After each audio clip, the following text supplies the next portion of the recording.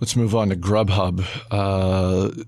Third quarter and coinciding guidance for Grubhub. I'm going to just use the word disaster because that's what's happening to Grubhub stock today.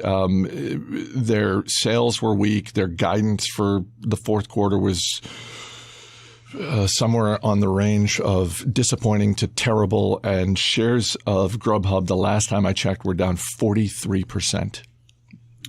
Yeah, there was no good no good news for owners of Grubhub here, and the competition continues. It continues to drive down prices. It continues to drive up costs, and it continues to erode market share for Grubhub. And I think that of the many questions that can be asked about Grubhub is, are you sure that you can convey how you are helping the businesses you partner with?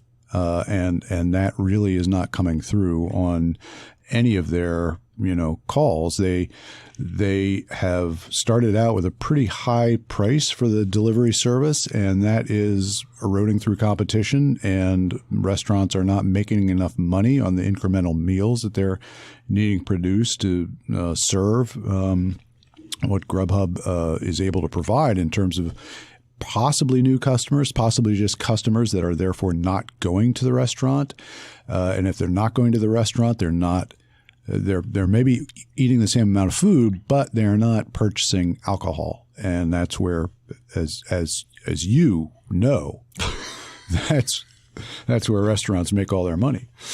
I'm reminded I'm just saying that because you know so much, not that I'm alluding to. Not that that's always my go-to move when I go to a restaurant. I'm reminded of sort of what's playing out now with delivery services is what we saw.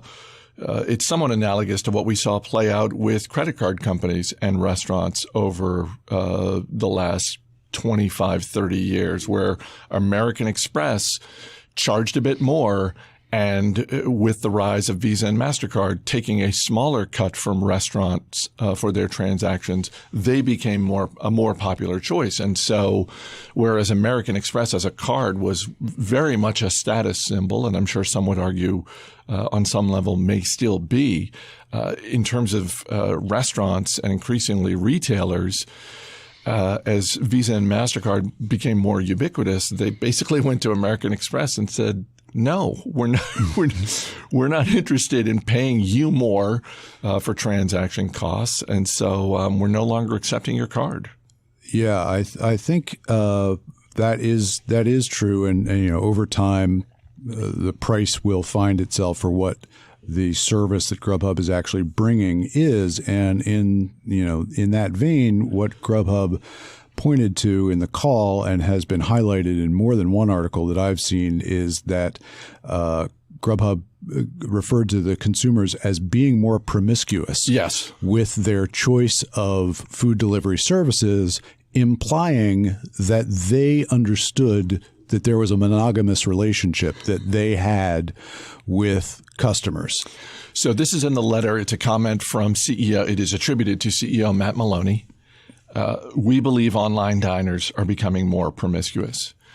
And let me just suggest that either they were trying to be a little cheeky with the humor there to try and soften the blow of this abysmal report, or on some level, they actually believed that.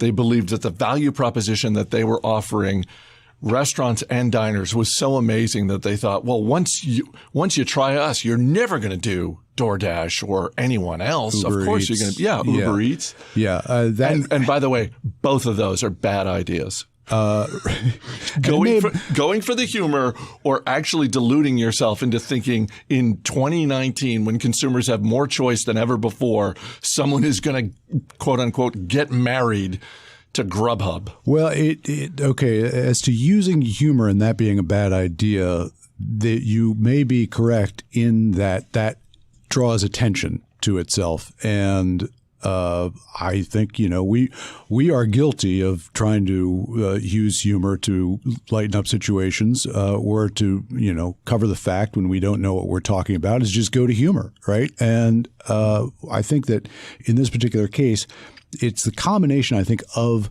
humor and the word promiscuous, which connotes really sex, right? Yes. Yes. That's what grabs attention.